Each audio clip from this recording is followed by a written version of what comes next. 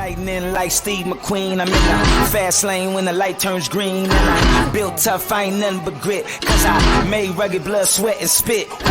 Yeah, like a horse I fly, better push yourself in for a bumpy ride. I like to play hard, but I work harder, and I weather the storm cause I'm built stronger. What is up, ladies and gentlemen? We are back. We are live. It is the Freight Coach Morning Show, the top morning show in transportation, coming to you guys every single weekday, 8:30 a.m. Pacific, 10:30 Central, to break down some industry headlines and, most importantly, provide some actual insight into what you can do with all of this information. If this is your first time tuning in, welcome. This is the real side of freight, ladies and gentlemen. And I say that before every single show. And what I mean by that is I only speak to transportation professionals because at the end of the day, you guys, I want to talk to the right individuals who have done what you're looking to do or who are currently doing what you're trying to achieve. So you can take that information, apply it, utilize it, and see a meaningful difference in your business and your life. Good morning, Carla Isted coming in over on LinkedIn, you guys. And if you guys are listening to this on the audio only replay, we go live on YouTube, LinkedIn, Twitter, but I hear that YouTube has the best stream. So if you guys want to migrate over there, you'll see the Freight Coach out there. Cody Kaler, let's go. Corey Buchan, happy hump day. Let's go as well. He's coming in over on YouTube. But with that being said, you guys, I'm going to bring my guest up here. We're going to talk finances in brokerage. We had my man James Courier on yesterday. We talked about equipment financing, debt consolidation, all of that stuff for the drivers. And we were supposed to have this guy on Friday for our Financial Friday series, but dude was getting his mouth drilled at the dentist, so he was not allowed to come on here. So with that being said, I got my man Sean Smith back on the show. Not a good look with the dentist on Financial Fridays, all right? And, let's not talk about the premiums from that dental appointment for Financial Fridays either. Not a good look. Dude, speaking of dental insurance is a joke, by the way. Like it's only good to cover your 2 cleanings in a year. But if you need anything above that, not happening, man. Maxed out. You got to pay for it out of pocket. Definitely. Good thing this was not that bad. And don't worry, I'm fully recovered. So not to okay. That's good. That's good, man. So, dude, what's been going on in your world, man? How's everything going? Hey, we're jamming. Congrats to denim customers who are at 120% of where they were last quarter. So we had like a 20% organic growth of the portfolio of just like our current clients that are shipping more freight. So pump for them. It's 2021 again, Chris. All right. Money's free. Everything's falling from the sky. It's excellent. Freight is everywhere. Money is free. Oh, I wish that was the case, man. I wish money was free, Sean. That would be fantastic. But no, I think that what, you talking about your customers seeing a 20% growth and everything out there, man. I mean, I truly think that opportunities are always available, like no matter what's going on out there, the opportunities are out there. And I think you're going to, obviously start to see, I've been talking about this, man, is like the seasonality of what goes on in the transportation market, right? Produce market blowing up out there. And then it's just normally a busier time of the year, like what I have a buddy of mine who's a shipper who was on the show a while ago. He's in the beverage space and he had said, he's like, man, it's drink season right now. Like legitimately it's all out for them for the next like 6 months. Yeah. The thing too, like California imports are at a 5-year high this week or something. And like, we'll get like a checkup over the next few kind of days or so with the holiday or whatever. But like, I'm pumped for how things are looking. I think the experts, it feels like every 3 months they say, it's going to be 3 more months. And they've been saying that for quite a while, but like, we're starting to feel a bit of momentum, which is awesome to see. I think that in the media world, Sean, it's kind of just like in freight brokerage and sales. You know how like you literally only close 1% of the time, like 99% of the time you get like, I think in the media side, they're just wrong 99% of the time, but then they just hang on that 1% that they were right. Hey, remember 36 months ago when I said that it was going to recover? Hey, it's recovered now. I was right. My boss tells me this all the time. He's like, hey, broken clock is right twice a day. I was like, yeah, I appreciate that. And I'm going to ride that all the way through. I'm just starting to see that everywhere right now, man. Is it's just like, well, hey, I said that this was going to happen 2 years ago, so I'm right now. Buy a lottery ticket. Here's what I want to talk to you about, and Yeah. I want to talk to the viewers about it too. So last week, and I'll drop the link into maybe Chris, if you can drop this into the chat. Transportation Topics does an annual list of the top 100 freight brokers. Yep. And they've been doing it for the last, I think 5 years or so, right? So 2019, I think, was the first time that they did it. So this is the fifth year that it's come out. And it's interesting because if you look at it over the 5-year time horizon and you get to see how share has shifted in and out of the top broker, who has been the same the whole time, CH, right? The top 10, the top 100, and then outside of the top 100, which I am really most excited to talk about with you, because you can take the Transportation Top 100s list, subtract it from Armstrong & Associates does great work on their kind of brokerage sizing market. So, I know we're not big math guys on this show, but we can subtract, right? Yeah. And that's going to give us how the outside 100 freight brokers have performed kind of year on year versus the top 100 list. And there's some interesting things that I want to tell you about.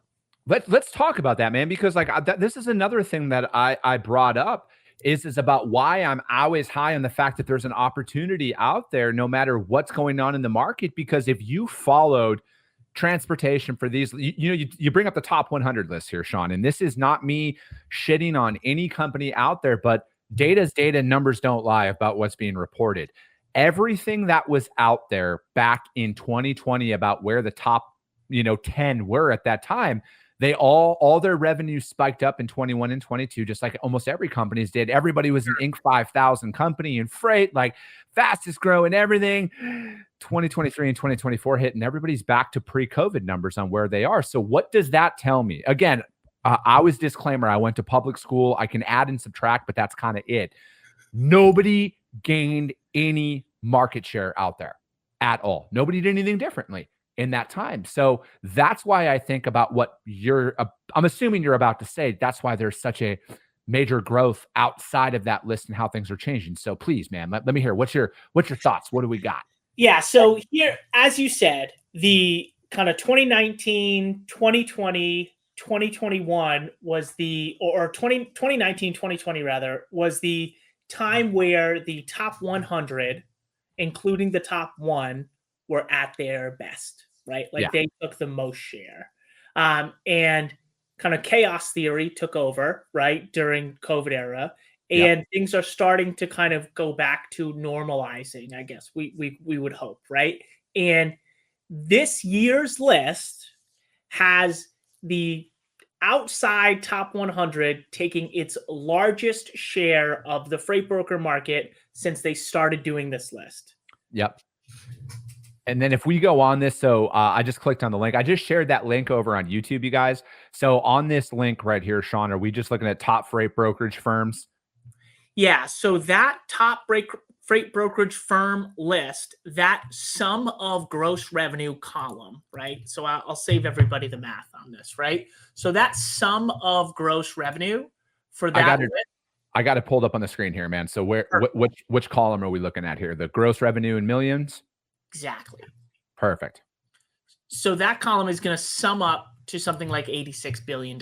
That's gross volume. Now, the total market last year is 153. So that leaves 67 billion for the outside top 100. So now, for easy math here to talk about that. So the total freight brokerage market out there is like about 200 billion overall.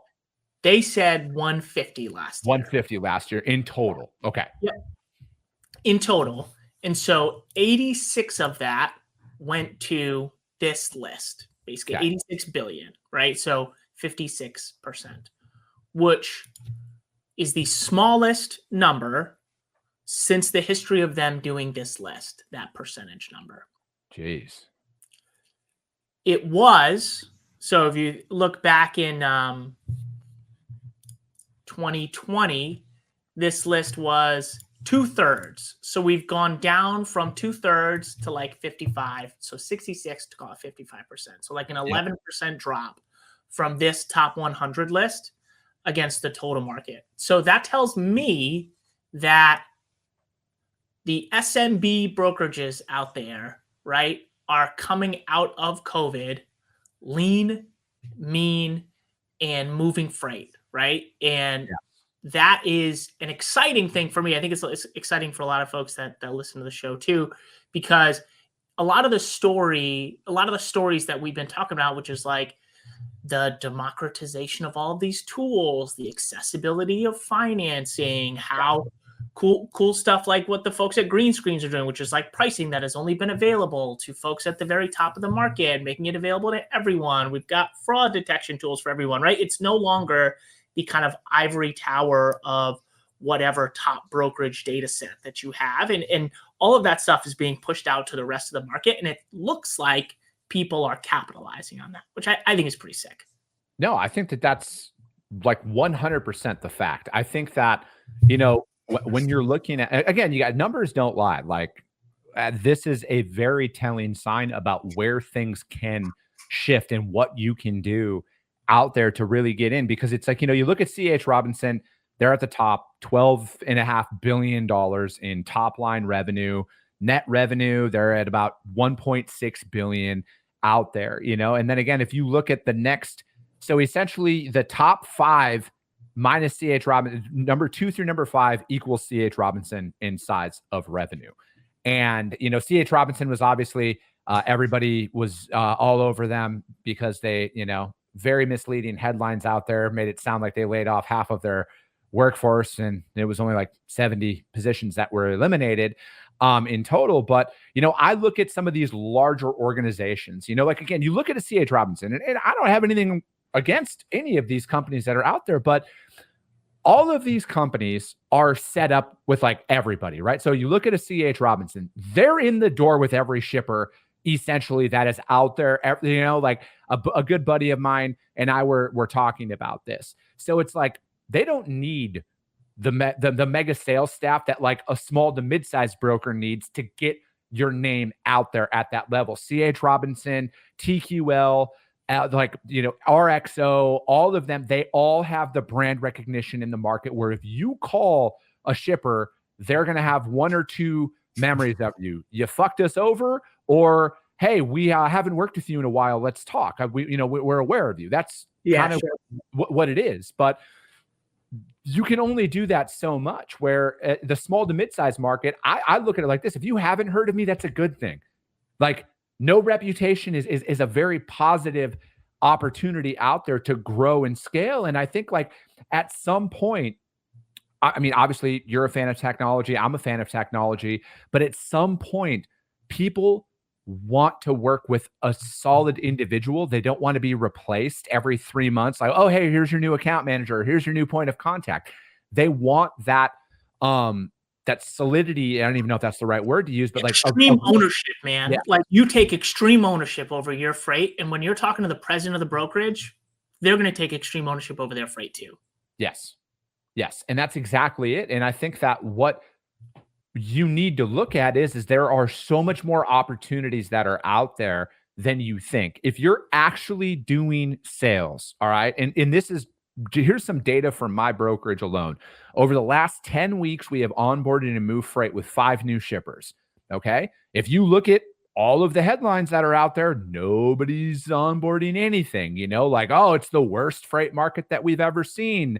It's scorched earth. There's no more rain. We've lost all sight of everything, but people are onboarding quality providers. They are onboarding them and they're out there, and there is a major opportunity to grow and scale your business. And I think like, a big part of this is when it comes down to it is your financial planning about what's going on, right? Like what does your financial planning look like? Are you able to allocate any of your funds to get out there to develop your customer base, right? Like how are you going to do that? Or are you just going to rely on, banging the phones and, sending out some sales emails? Or are you going to look at your finances and be like, all right, I can invest, this quarter, I can go fly to this city and spend 3 days and really get out there and show face. Because like, again, I think in these times, man, like the beauty of where things are right now in the economy as a whole is you have to know how to operate financially. You have to know what is your target market, what is your target customer base. I look at it like this. I was just talking to my sales rep about this morning, because we do daily calls with them, to talk about where things are. And, it's like, hey, I love the Kraft Heinzes of the worlds and the Anheuser-Busch's of the worlds from the volume perspective, the amount of freight that they move, but that's not our target market. My target market is I want to work with those shippers who move a daily full truckload, and maybe they got 5 LTLs a week or something like that small to mid-sized market. That's where I want to sit, because those are the ones that I truly feel I can resonate with the most. I'm going to be able to follow up with them the most. They're not automated in their sales approach and everything else. It's still, the president of the company might be picking up the phone, or the founder is still involved in those operations. That's who I want to work with. And so here's 2 things I'll tell you. One thing from that article that I thought was interesting on C.H. Robinson, who, by the way, back to the transportation topics list, have declined from 13% to 8% over the last 5 years, their share, right? In that article, they said that the smaller accounts are moving towards the technology platform, and they're not going to have like dedicated salespeople to pursue them. Was like what I took away from it. There was a very salty individual who was the source on a lot of that stuff, which I mean, wild. Usually you see that on Glassdoor, but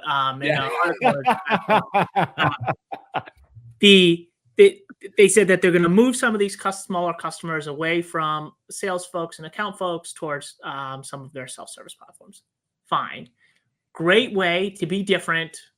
Know your face, know your name at smaller shippers, is to get to know those people directly. And there's opportunities there, as you said, for you to do that. Here's how I would think about it. If I was you, we're going to tie our market sizing numbers back to Financial Friday. If you have a niche, which is, let's say, for example, it's heavy haul, just, pick a random one out of the sky. Yeah. If that's your niche, you've got to have an idea how many people are moving heavy haul freight. What is my general customer segment? Do I know all of their names? Do I at least know what the names are of them? Do I have a certain amount that I'm going to pursue? How much freight is available to me? What sort of penetration do I have to get? This is you call this like a waterfall exercise, where it's like, I have 1,000 companies that I'm aware of that does heavy haul within the 1 to 3 shipments a day. Yeah. And let's say of that number, I know probably 500 of them by name. I've gotten in touch with 2. I've got 20 of them as customers now. And let's say I want to be able to get double next year, right? And so now you've got your target list. You should be able to forecast your revenues. You should be able to think about how your market penetration on the whole is going to be. I mentioned this last time I was on, this like big fish, small pond. If you are awesome in your niche, you are the big fish in that small pond. And then you go from small pond to small pond. And that's how some of these big brokerages happened, right? Is they found beverage and they hit it, right? And so they found another one and they did it all over again, right? And so you got to be smart about how you think about your market. Is it big enough? Is it too big? Am I going to be able to get in touch with these people, right? All of these are questions that you should consider as you are trying to, let's say, map, world domination for your brokerage. I love the world domination thing, because that's exactly it, man. And I think it's like, looking at all, because like with a lot of the opportunities that have came our way, like, again, I'm in no position to turn away revenue, but I know that if it doesn't align with what we're trying to do right now, I'm not just going to like figure it out, right? Like, I want to, because it's like, I have been doing this for a long time. Like, I've done drayage, I've done LTL, I've done full truckload, reefer, drive-in, flatbed, stuff like I've done it all. But I'm not out there like, because, you look at some of the types of freight that some of these top 100s are moving, like bulk and tank. I'm not going to go after a bulk load or a tanker load at all. Like, I've had, again, I'm in no position to turn away revenue, but I've had a couple of opportunities where we're like, hey, if you can do hopper bottoms, we'll talk. And I'm like, could I? Yes. Is it worth my time? No, it's not. I don't want to invest in learning a whole new niche, because it is, man. Niche-based brokerages, I think, are going to be on the rise a lot here over the next 5 years. I really do, because, like the technology aspect of things, like, hey, we want to bring technology out to the small shippers. Do the small shippers want technology, or are you as a broker trying to force your technology on them to capture their freight without having to actually work it? You're like, oh, hey, just put everything in our system, and then this magical freight universe will automatically, trucks will show up.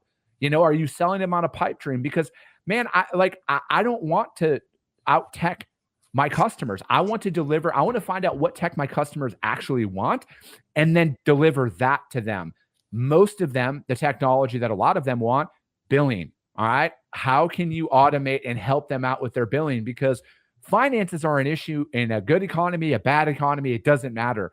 You need to find out where it is, and you need to deploy technology based on your customers' needs, not, hey, shipper, take this shit that we have. Everybody's got to use it. If you want to work with us, you got to work in this platform. That's not going to work for everybody. And I think that's realistically why you're seeing a shift out there, Sean, on why the small to mid-size market share is growing is at the top, man. And in some of these companies, they think that technology is going to fix their issues. It's not. Technology is just going to, now you're just automating shitty behaviors is all you're doing.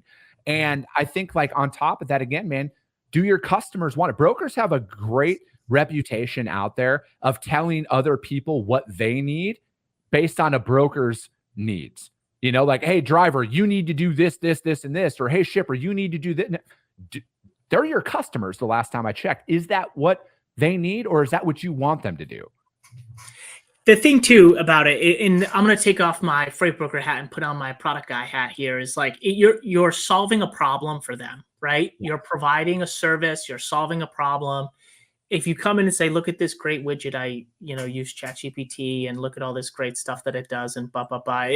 It's more about what have you done for me lately? What can you do for me today? And how are you interfacing with your customers? If you have some really tech-centric customers who want to lean into stuff like that and you're capable, great.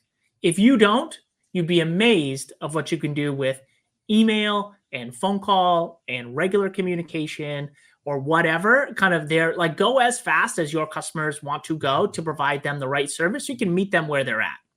Yeah. No, I agree, man. And that's, I think, a big misunderstanding inside of the tech space that's out there, or the tech that some brokers try and deploy out there is just because it's good for you doesn't mean it's good for your customer. It's not good for your carrier and stuff like that. So I think, like, this is where, again, opportunities are endless, man. They really are, Sean. They're under every corner. And like you're saying, man, like $65 billion is available right now that's not controlled by the top 100. I would say out of that, you said 80, yeah, it's like 86 billion or something like that is controlled by the top 100. That's not set in stone, you guys. Like, I would say that the top 10 is going to probably remain the top 10 for a while. I don't see anything major happening in there. But again, like, there's a lot of opportunity that's on that list, And you can get to it, right, by providing a great service, by solving a problem, right? And if you build the solution first and then see who wants to buy it for you, that's a great way to burn a bunch of venture capital money, right? I know we've talked about that before, but, like, solve a problem, provide a great service, carve out a niche for yourself, because there's a lot of them to go around. At $150 billion in freight last year, there's a lot of freight to be moved. And the better you are at your one particular area, the more likely you are to get a call back, right? And if you're controlling 5, 3, 1% of the freight market, you've got to be able to hit everything.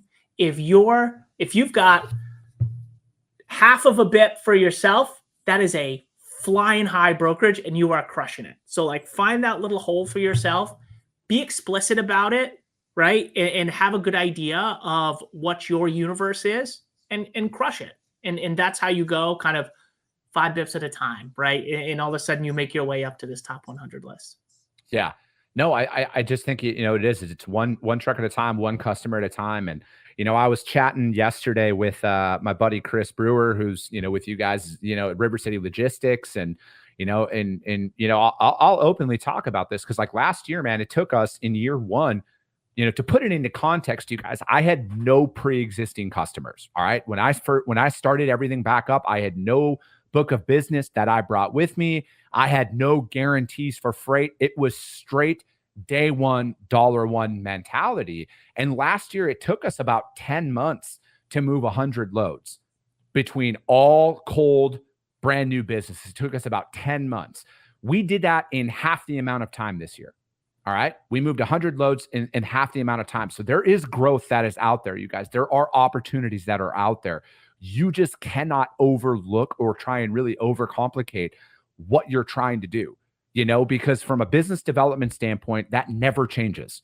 All right. That never changes on what you're trying to do out there. You don't have to overcomplicate anything. I would say this one thing that I'm really, really focused on here for the back half of the year is cleaning up my finances, getting everything out there and because I'm doing like a P&L assessment, man. I'm doing a mid-year P&L assessment. Where is my money going? What am I looking at? How can I clean up some of this stuff? What can I eliminate? Because, again, man, when you're dollar in, dollar out, when you're in the building phases of it, it's like, where is your capital? What can I remove from my P&L to reassess, and reallocate out there from a business development standpoint? And the thing too about running a gigantic brokerage is that the overhead is really high for stuff like that, right? And so if you're an SMB broker, you have a greater ability to be nimble. You have a greater ability to allocate spend more freely. There's a lot of money that you can put around relative to the amount of freight that you move every day compared to a giant brokerage that has a payroll that's 7 figures plus, right? So I would say the opportunity for SMB brokers to be smart with their finances and be smart about how they want to grow is multiplied when margins are tighter and you have basically more play, right? Because you have less baggage that you're kind of carrying with you into every deal. Because once a deal becomes a must win, then you're all of a sudden in a position to compromise yourself, and you're not going to be happy when you look at your P&L numbers every quarter or twice a year, or whatever your numbers turn is. No, I agree, man. I think I think where it is literally at this point, it is truly a survival of the fittest mentality. And again, this isn't a bad thing. Like, this is how you should be approaching your business at all times. Good times, bad times, it doesn't matter. You need to be constantly reassessing where your funds are going, where you're allocating your money, because otherwise you're literally, and we talked about this the last time you were on the show, but like most companies are like, and I was actually talking about this yesterday with James.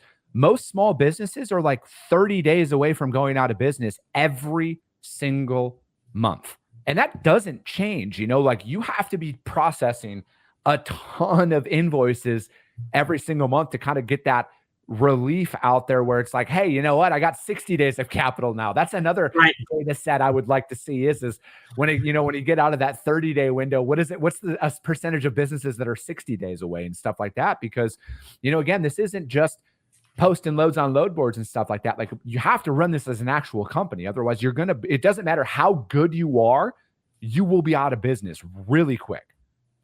Yeah. And your margin's super important. Like you just said it. C.H. Robinson had, what was it? $12 billion of freight. And they had a profit of gross profit of 1 billion. So they had 12%, right? Spread on that freight. I mean,